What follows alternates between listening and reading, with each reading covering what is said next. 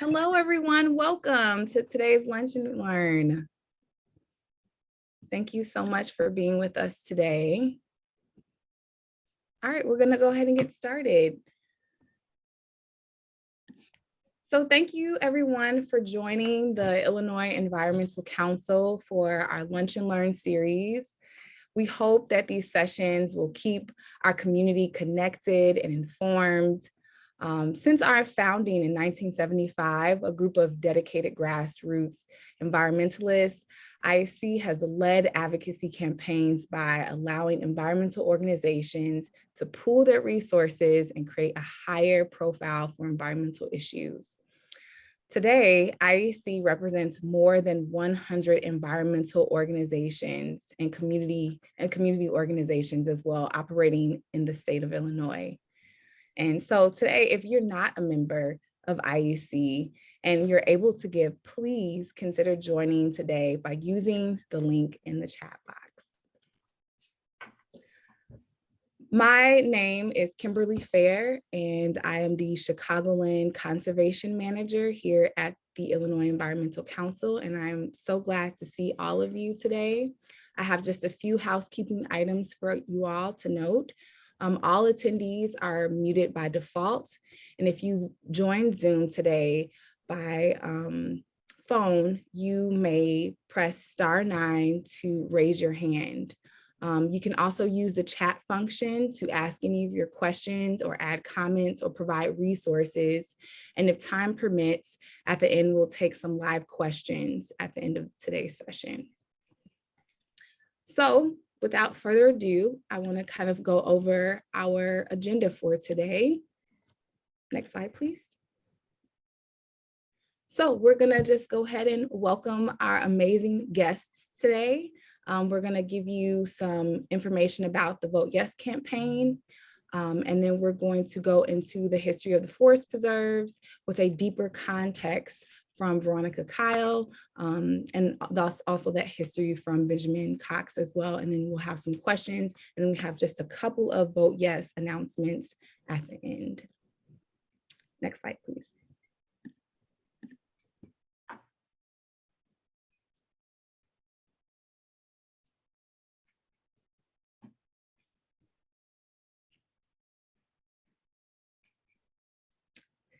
So just to give us a little background about the Vote Yes campaign. So many of you probably already know that the forest preserves have been such an integral and important part of our community and do so much for us. The forest preserves plays an important role in helping protect our water and protecting wildlife, and also having a great habitat for them as well.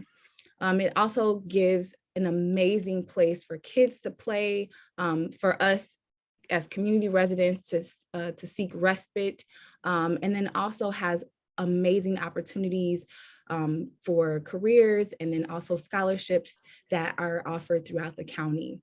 So on November 8th, this year, we are asking and encouraging all of our Cook County residents and voters to vote yes for clean air and clean water and wildlife for our residents to keep enjoying these things for generations to come.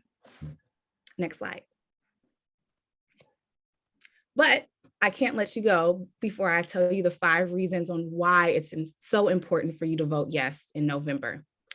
Vote yes because it helps with cleaner air and less pollution. I want you to consider, again, voting yes for clean water. It helps clean water and provides less flooding. Vote yes for protection of local habitat and wildlife. Vote yes for restoration of forest preserved land. And again, vote yes for our jobs and communities and all that they do. So thank you. I'm going to go ahead and introduce Benjamin Cox from the Friends of the Forest Preserves. Can you please tell us a little bit about yourself? Sure thing. I'm Benjamin Cox. I'm the Executive Director of Friends of the Forest Preserves. I grew up in the far sort of northwest section of Cook County, and I've been going to Forest Preserves since I was a boy. Like, I love to fish and did some cross-country running in them, and it's just a great place to get out and enjoy nature. I've been here in this position for about 18 years, and we're really excited to be working with our coalition of over 160 organizations on this Vote Yes initiative. Vote Yes for clean air, clean water, and wildlife. And happy to share some info with you about the history of the forest preserves. Friends is an organization that unites people to protect, promote, and care for the forest preserves in Cook County. So we're really about being a good friend to the forest preserve. I always say good friends will help you in every way they can, and they'll also tell you when you're doing something wrong and maybe give you some advice. And we have just a really great relationship with the Forest Preserve District. We do that work through advocacy, through engaging volunteers and engaging Conservation Corps members, adults, and youth, and then also just doing some great fun events to get people out enjoying the forest preserves. Thank you. And Veronica Kyle from Eco-Womanist Institute, can you please tell us a little bit about yourself as well?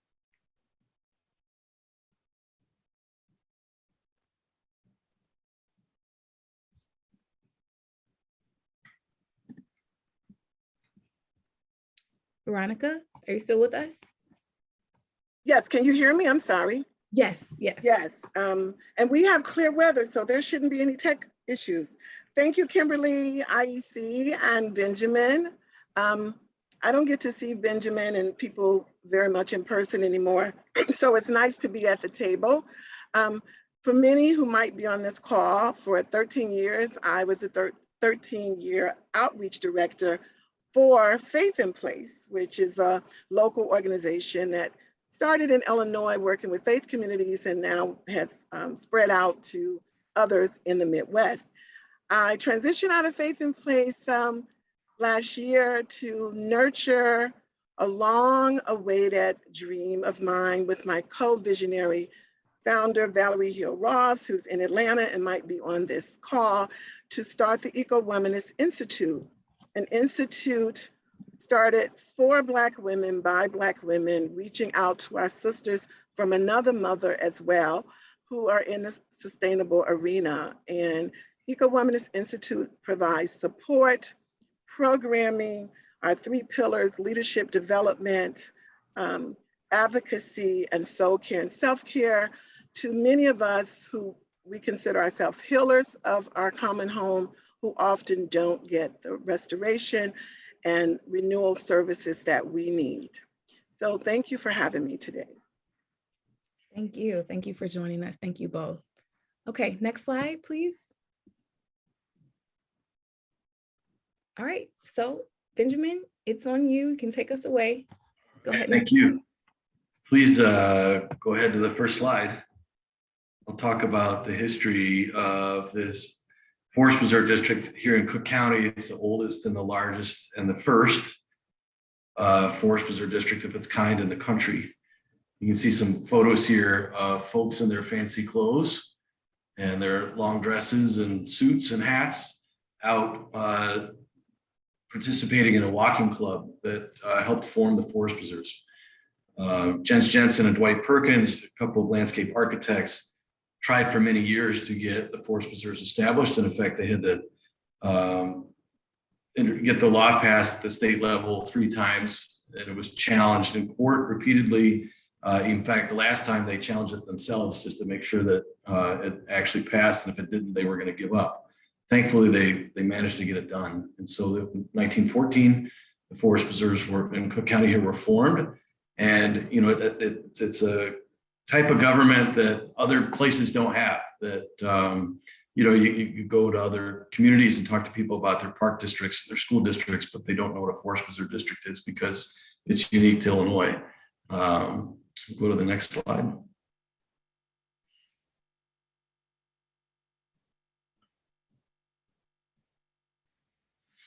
I always do that where I talk ahead of my next slides, but there you go. First government is kind of the nation, so that's how we can say it's the oldest and the largest. There's other kinds of conservation districts in the country, but this one is unique in that it's county-based and that it's, you know, all about conservation.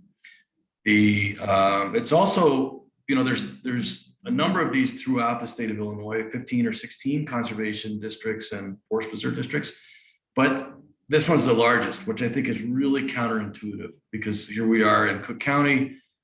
More than a third of the population of the state lives here just in Cook County alone, and yet we have 70,000 acres of forest preserve.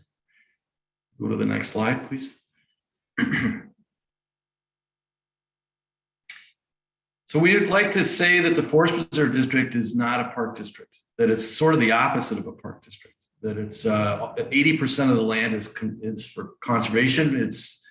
It's to be held in a natural state, preserving the scenic beauties and the plants and animals for the benefit of people of the county, the education, pleasure, and recreation of the public.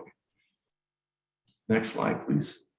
The park district is really more of the opposite, where it's all developed space, where people, are often participating in sports, or they're big planned spaces. And this is the idea here was to preserve the wonderful nature that was in the city, but especially outside of the city. If you look at these two maps, the one on the left is from the Burnham Plan.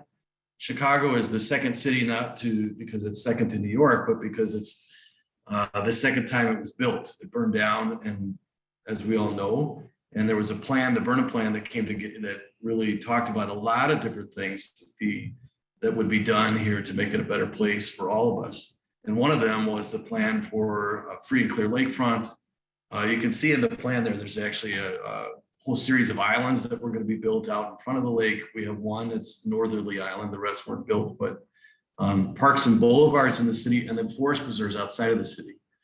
And for the most part, a lot of what was planned has actually been done. Maybe not quite, in some places not as large as was hoped for, but in other places there's parcels that were saved that weren't even planned for.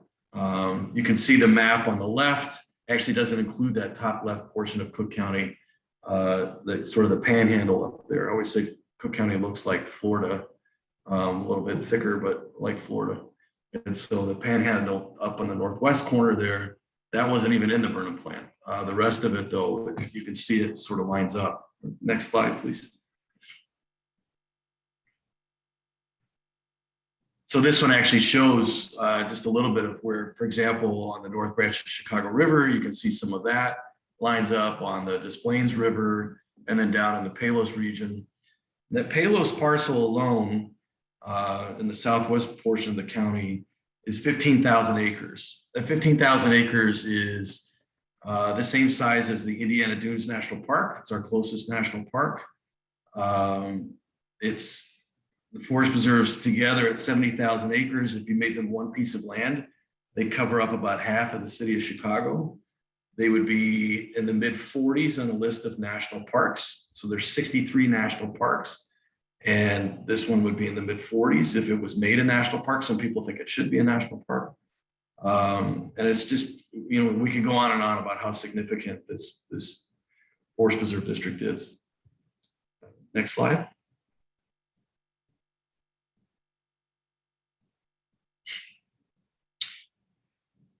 Here's another way of looking at how incredibly important this land is that in the 1800s, this is what the county looked like. There was, lots of prairie, that's the lighter green, lots of woodlands, that's the darker green, and then a little bit of open water in the blue, and the pink is sort of wetland areas. And then you have the red as human settlement. So there's just there's not much. And just fast forward a couple hundred years later, and here we are.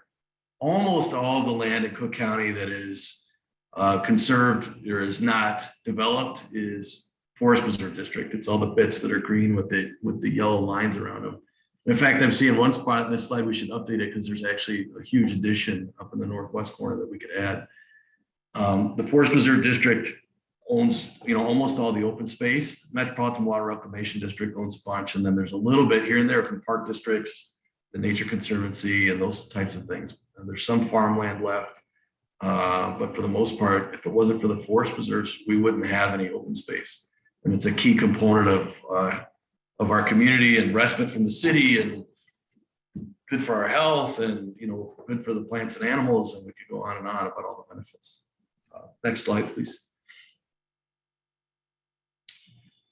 This slide should come early, but it's nearly 70,000 acres. We're almost like we're couple hundred acres away from 70,000 acres. And you can see the Forest Preserve District groups them into 5 regions. You're never more than about 15 minutes, 20 minutes from a forest preserve, and often you're much closer than that, by car anyway. For a lot of folks, they're even, they're much closer than that. Next slide. One thing that folks don't generally know is that the Brookfield Zoo and the Chicago Botanic Garden both sit on Forest Preserve District land, and they are good partners to the Forest Preserve. Some of our tax dollars go to support those institutions.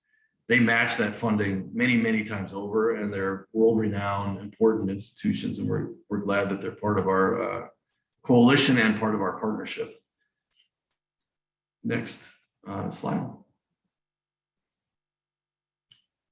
There's 4 main, we could go on with this slide for a very long time. I'll just briefly say that there's 4 main ecosystem types in the forest preserves. There's woodland, savanna, wetlands, and prairies. And something happened with the slides when we added them in here that prairie got cut off. But the one thing that you don't see here is the word forest. And the reason for that is there just wasn't much forest here. A woodland is a much more open thing than a forest. You might, in a woodland, look up and see 50% of the sky. Up to about 80% of the sky should be, up to 20% should, at a minimum, should be open for you to see. Whereas a forest is a much denser thing where you're not going to see much of the sky. So an Illinois woodland is very open.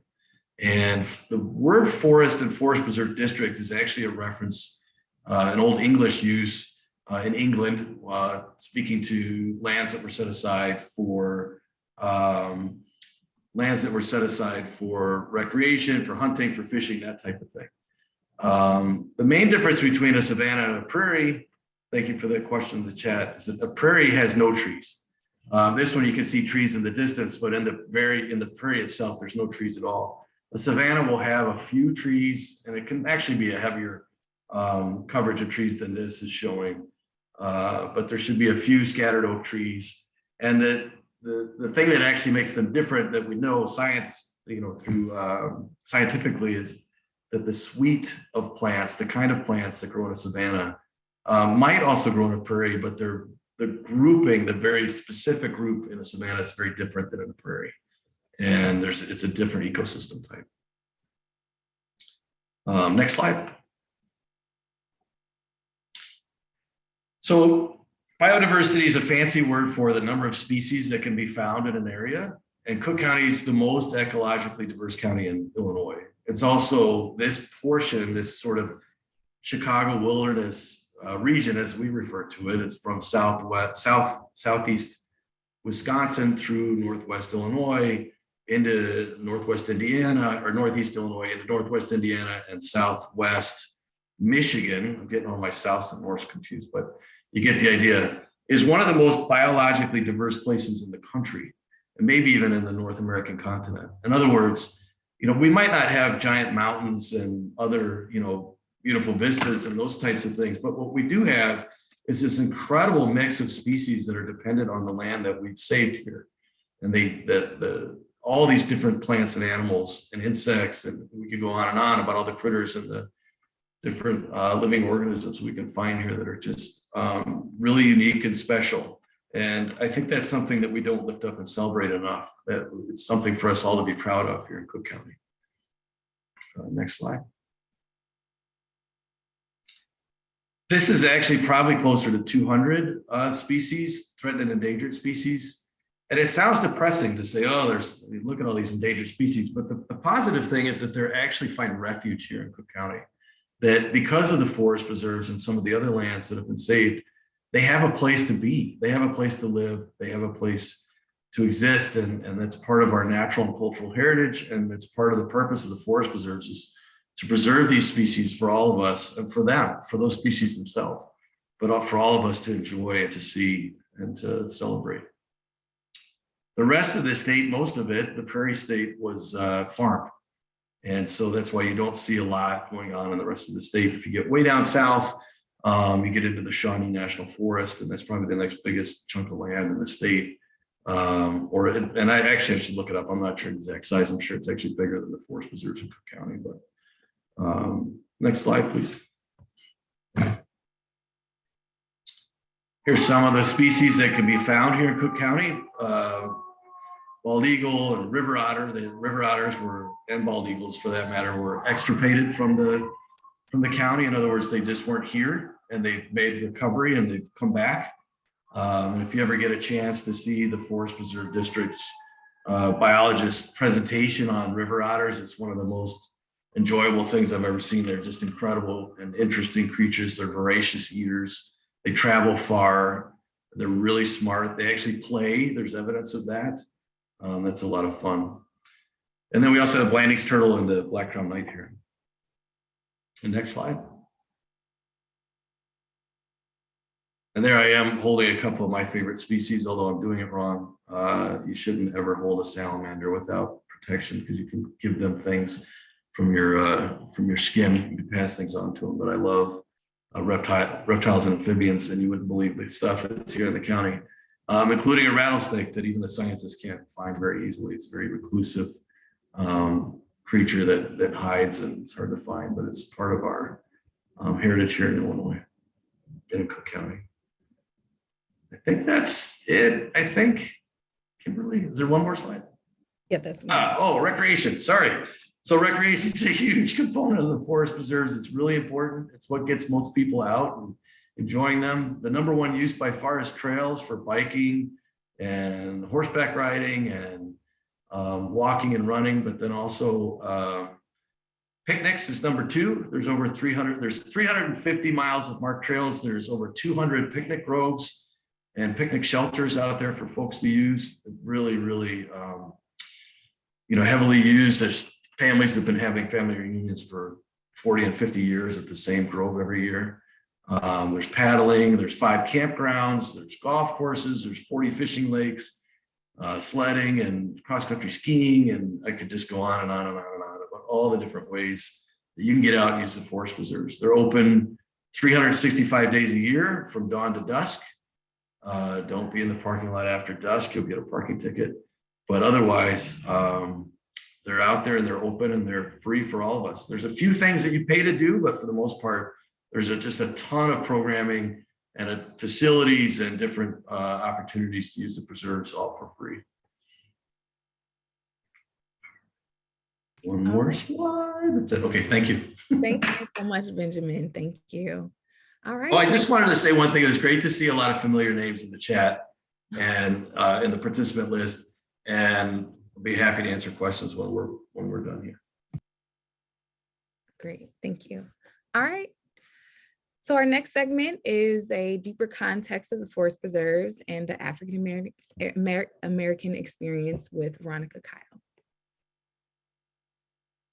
Okay, Kimberly, I understand we might have about 15 minutes. I want to start this by saying that one of the things that we believe in at the Eco-Womanist Institute is changing the narrative, telling our own story, our own truth, bringing our own perspectives, because very often others have told our narratives about nature. We have not told our own stories. And there's often a misconception that African Americans don't like nature and don't go outside and don't engage and, not interested in going into the woods. And I want to share my story today with everyone. Some of you may have heard some of it. Several years ago, I had an opportunity to co-author in a book called Grassroots to Global. And Kimberly will be putting up kind of 10 of my favorite books toward the end of this, because I also believe that one of the reasons that my journey back to nature came was being educated, reading about our journey as African Americans from other African Americans. So I'm going to share something that I wrote several years ago in this book. The bitter and the sweet of nature. The bitter, running from the trees, lynching trees, strange fruit. Trees are saviors. I hid in the top so that Mr. Whoever who owned the land, that they wouldn't find me, chasing me where my brother had gone, or to get out of the shade Just get into the shade and out of the sun to get a bit of rest from picking cotton and peaches all day. I saw my family member drown in them waters. I ain't never gonna do any water but a bathtub. My daddy worked those tobacco fields and smelled like a walking cigar. Y'all remember Emmett Till? Don't go down south. I was a sharecropper. I'm not going to touch dirt again when I go up north. Now here's the sweet. Every summer we go back home to pick fruits and can and quilt. I love sitting under the willow tree in my grandparents' yard. Nothing like picking and shelling pecans, digging up peanuts. My grandfather made the best peanut brittle I ever tasted. We used to go fishing all day, and sometimes we didn't catch much, but it was just nice to be out on that river. I was so sad to go back home and see that all the magnolia trees were gone. These are some of my bittersweet memories. Bittersweet about growing up as a little, at that point, colored girl in Anniston, Alabama. My family migrated here when I was 7, the summer before I turned 8 and went into 3rd grade. We migrated to Argyle Gardens. And I remember coming to the city, but still hearing my parents, particularly my mom and other women at the kitchen table, talking about all the things they did down south and preserving cans and peaches that were coming from the vegetable man on the truck in Argyle Gardens with his ice and fish on ice and watermelon and corn that I learned to shuck as a little girl. I was only 7 when we were moving, and I realized I was leaving behind the red clay-like dirt that I made edible mud pies with my best friend, Audrey. Dirt roads and dusty sidewalks, if there were any. I left behind the pecans we shelled, and they started sending them in shoeboxes at Christmas time to make pies for the holiday. The peach tree in my grandparents' yard with the juiciest peaches I've ever tasted. I'm still chasing that peach to this day. The peanuts we harvested, the raw, roasted peanut brittle, crackling, sweet, sneaking an extra piece when my mom wasn't looking. My grandfather made the best peanut brittle. Juicy watermelon, and sometimes we couldn't even wait to get a knife. The men would just burst it open on a corner of the sidewalk. Yes, I'm a watermelon baby, proud Southern watermelon baby. My hometown of Alabama was full of the Jim Crow laws, and I actually learned and understood the word white-only signs on fountains before I even knew my name. I can remember my parents, my dad saying, I'm going up north and I'm going to get a better job, get a better life, so you could get a better education and not have to use your hands. Kimberly, you could take the slide down.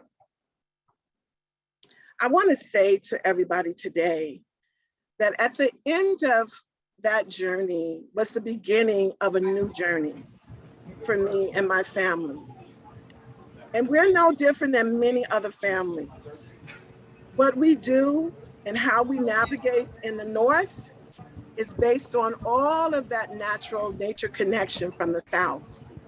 And we didn't stop connecting. We had to expand it. And what we realized is that urban life, although the Jim Crow signs weren't necessarily there in your face, the forbidden, invisible line of who got to engage in nature was real. And so there were times when we couldn't go to the beach. Everybody knows the historical wait-in in Chicago, some of the worst race riots ever, because a little young man's, his little raft went over to the white side. He was hit by a rock, he drowned, and all hell broke loose. Just like the housing reality in the North, you knew in the South where you couldn't go. But when you got South, it was certain neighborhoods. I was just sharing this with a wonderful woman who is on this Zoom today. People use guns and force and signs, and you were forbidden to go. And the forest preserves was no different. There was a colored section you had to enter. There was a place that you could fish that wasn't the best fish. And fishing places. And I remember getting a call when I was just got married. And my mom said, your brother was shot in the forest preserve today. I said, what? So he's gonna be okay. But he and the boys, we told them not to go to the woods. And we lived in Argo Garden. So we backed up against some of the beautiful forest preserve. And I guess there were some men, I don't know what kind of shooting they were doing. My brother's in his 60s. He has that bullet in his back to this day. And has had multiple back surgeries. So it only further sealed that reality that the woods was not a safe place. Don't go. Didn't we tell you? And the word got out that Dwayne Brown got shot in the woods. And that pretty much said to everybody, stay away. But the lure of the woods kept calling us as children. So we would sneak there, Benjamin. We would go anyhow, and we would have lookouts. And then you try to get all the evidence of the woods off of you before you got back home, because you weren't supposed to be in them anyway, anyhow. And why does this matter right now where we are in this country? As we are trying to heal through some incredible realities, what we know for sure at the Eco-Womanist Institute is that nature has always been a healer for our people. Despite the exploitation that we experience in nature, coming over, kidnapped as slaves, I tell people all the time, people don't steal trash, they steal treasure. So I began to think, why us? Why the continent? We were great stewards of the land. We knew how to grow, how to harvest. Read the book, Black Rice. We were wonderful growers. If you've ever heard the journey of George Washington Carver, regenerative farming was not new to us.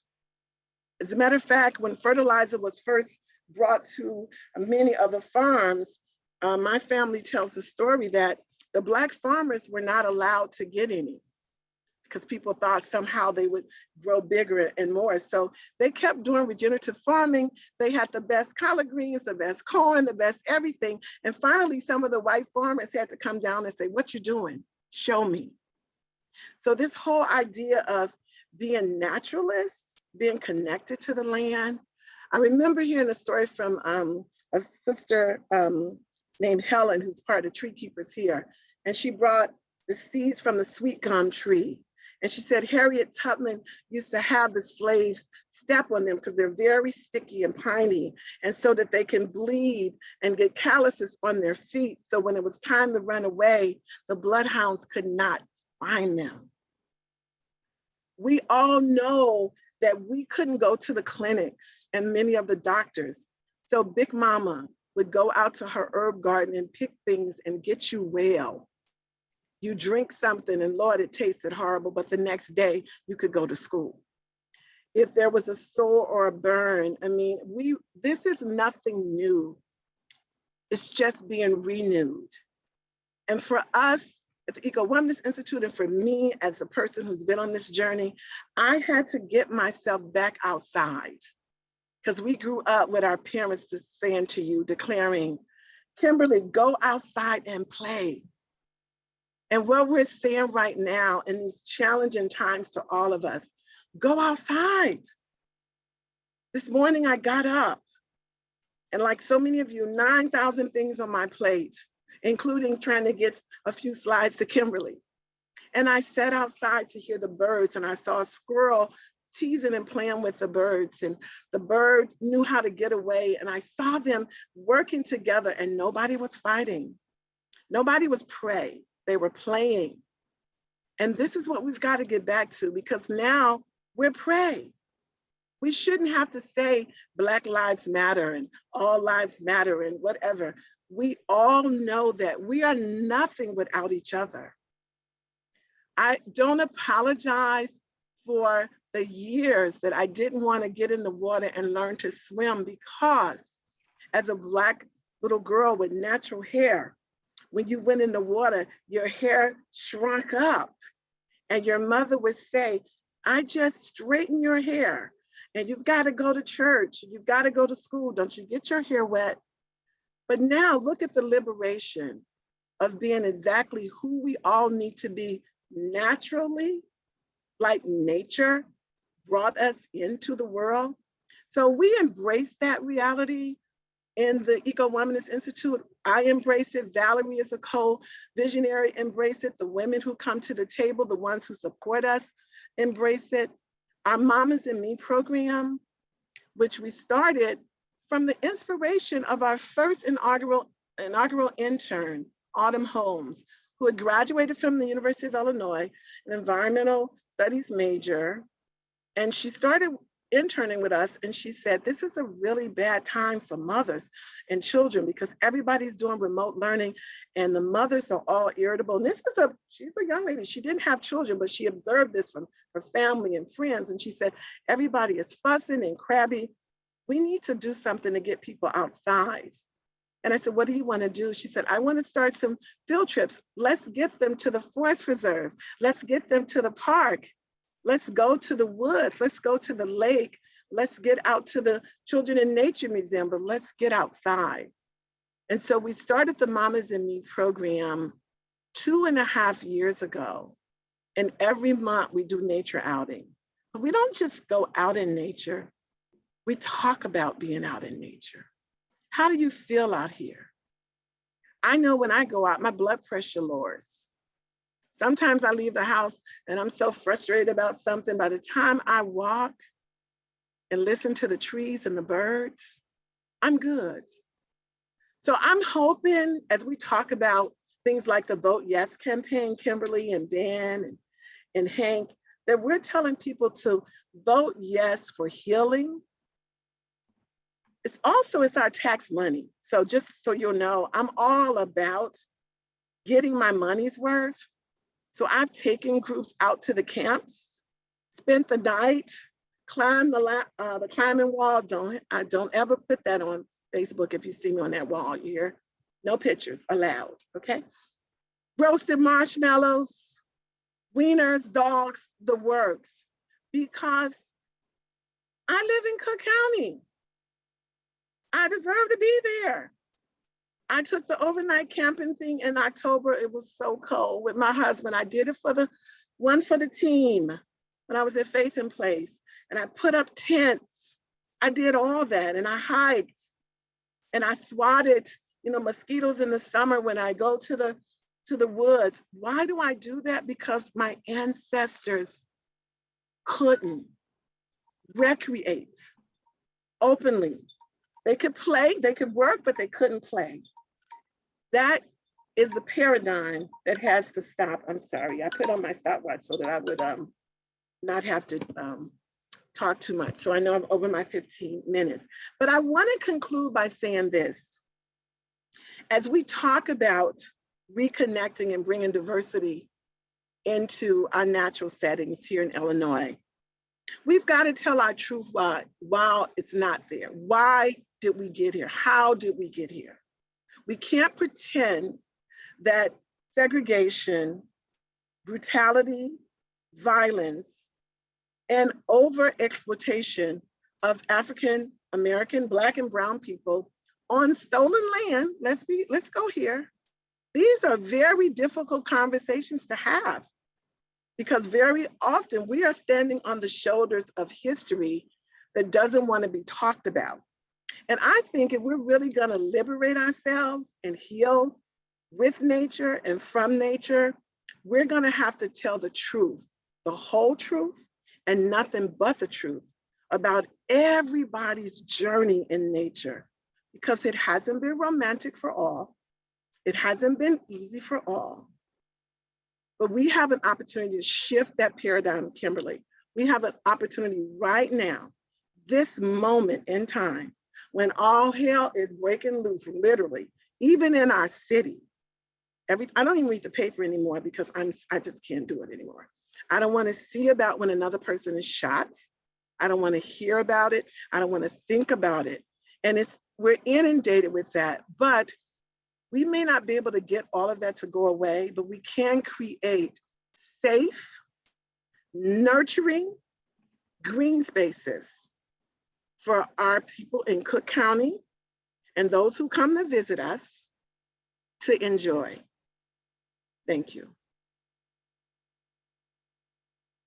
Ooh, that was great. Thank you. Thank you. I'm going to share the list of books that Veronica has suggested. And while she's putting that up, I want to say the reason I share this is that I feel like self-education is so important. You do not have to go and be an environmental studies major, an Africana studies major. Just pick up a book, put on an audio when you're in your car, when you go on vacation. These are some of my favorite ones. We have some local people here as well, Landscapes of Hope. I mean, Brian did an excellent job with the history of the forest preserves in Landscapes of Hope. We have Kimberly Ruffin, Black on Earth, and I can go on. And to me, when you read for yourself the truth from another voice, you begin to weigh it against what did you hear at your kitchen table? What was your family talking about? And so not only am I recommending these books for those here, I give these books out as gifts to Black people, to my family who thinks, I can't believe you go in those woods after what happened to your brother. And so I go in those woods because the woods didn't do it. A human did it. The tree didn't hurt us. Somebody hung us from the tree. Tree was fine. Tree was doing its job, cleaning the air and cooling us off. So I encourage you to read the books. I think, I hope you will have my contact details. If I will put them in the chat, Veronica at EcoWomanist.org. If you read a book and you want to talk about it, email me, let me know. EWI has kitchen table talk, book discussions as part of our racial healing work, and you are welcome to join us anytime. So thank you, Kimberly, because these are 10 of my favorites. I'm a geek now, so I could have put up about 150 more. So I just wanted to, somebody said, why doesn't the Faith and Place have signs about Indigenous people that live on the land? Forest Preserve. Forest Preserve, I'm sorry. You know what, Benjamin, when I see things like that, I think Faith and Place, I'm sorry. But so I want Benjamin to answer that. I want to thank you again. I hope you will take this reading list to heart and let it be part of your summer. Thank you. Awesome. Thank you so much, Veronica. I love being on here with you. I'll answer that question, and then please keep them coming. But the Forest Preserve District actually has a really good relationship with and developing relationship with Native American folks that live here, Indigenous people that live here. We talk about Indigenous people so often like they used to be here. The Chicago area actually has the largest urban population of Indigenous people in the whole country. And there are some really important activities that happen in the forest preserves with them.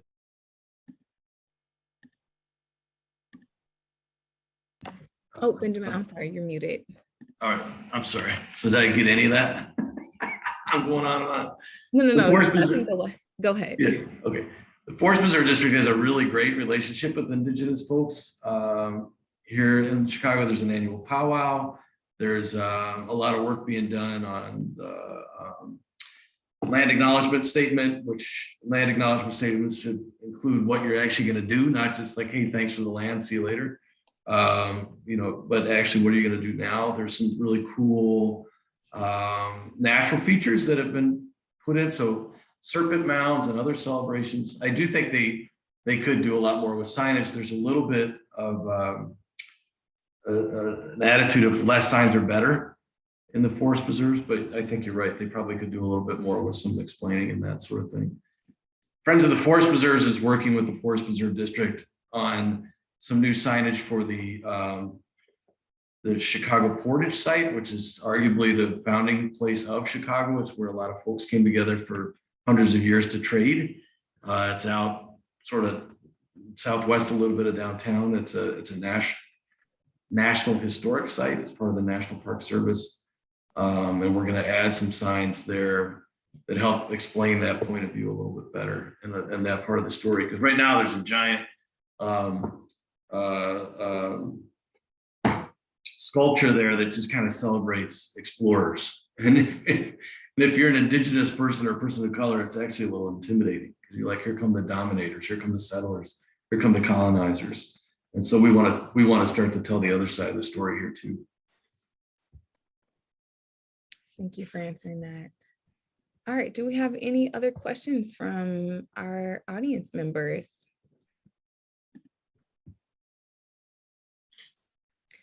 I think that the Chicago, I don't want to speak on half of who will take the lead to get recognition and respect, but I can say that there's a couple of different organizations in Chicago that do that work, and I know the Forest Preserve is working with them. So I'll find one, I'll put it here in the chat in just a second.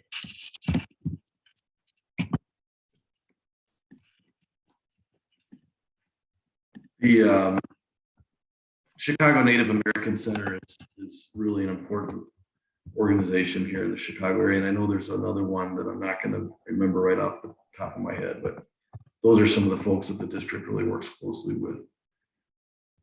And everybody, the Forest Preserve District is doing a lot of work on racial diversity, equity, and inclusion, but also we'll be doing general diversity, equity, and inclusion work. And the first step there is acknowledging that we have a ton of work to do. We don't know everything yet, and we don't have a full plan yet. And that that step one is to acknowledge it and to get to work. And they're doing that. And I just want to jump in. I think that, part of that healing and part of that work that has to happen is making sure that you have the voices at the table that have been hurt, bruised, scarred, damaged by the history. We have to face those who have been hurt, as well as those who may have benefited from the privilege, even if they weren't directly involved in that pain. And I think that's when true courage is. And I really appreciate you, Benjamin. One of the reasons that I have continued to kind of be in this reality with you is that you have always acknowledged that and had people at the table. I'm not suggesting other people haven't, but it's important. And I hope that the Forest Preserve does not ever lose that energy, because that's really, really important, that you have people at the table. And we have a lot of work to do, because there are many people in the community who have no idea of the benefits and the amenities that are in the Forest Preserve at all. And so I think it's so important that we dive deeper. I would love to see more public announcements about the services. It's almost like who you know. If somebody tells you, but just regular advertisement. I feel like there needs to be a lot more financial means put into marketing what's in the Forest Preserve, so that people will be aware of it and know that it's there. So I do want to say a couple of things with some of these questions in the chat, but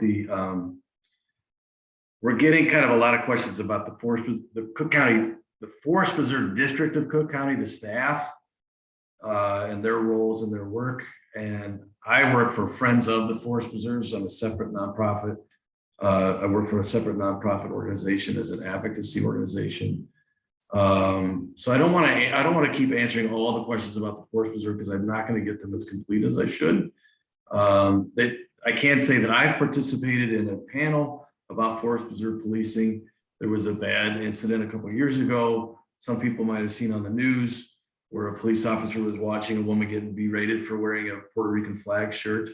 As it turns out, Puerto Rico is part of the United States, so it's fine to wear a Puerto Rican flag shirt or whatever shirt you want to wear because of the First Amendment, but the police officer didn't do enough, and there's been tremendous change at the Forest Preserve as a result of that.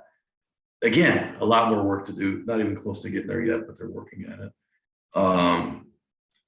And I think there was another question here. They're kind of flying by now. Oh, I just wanted to say that a couple of our friends, staff members are here on the, are on the chat, and they do a lot of work in the south suburbs to do Sydney Armstead and Gloria Roscoe to help engage people with the forest preserves. You know, we did a lot of work for years where we were just inviting people out to come and volunteer. And it's like, if you don't even have a relationship with the place in the first place, why are you going to go volunteer there? So we're backing it up to, and we still do that. We engage a lot of people in volunteering in the forest preserves, but we're trying to back up to, why don't we just get out and enjoy the place and know what it is and know what the benefits are and help people understand how to do that. And then maybe someday there'll be advocates, or maybe someday there'll be volunteers, or maybe they're just people who love the forest preserves and enjoy them. That's part of the mission. So we're really dedicated to doing that work, and we're going to keep doing it and hopefully expand it.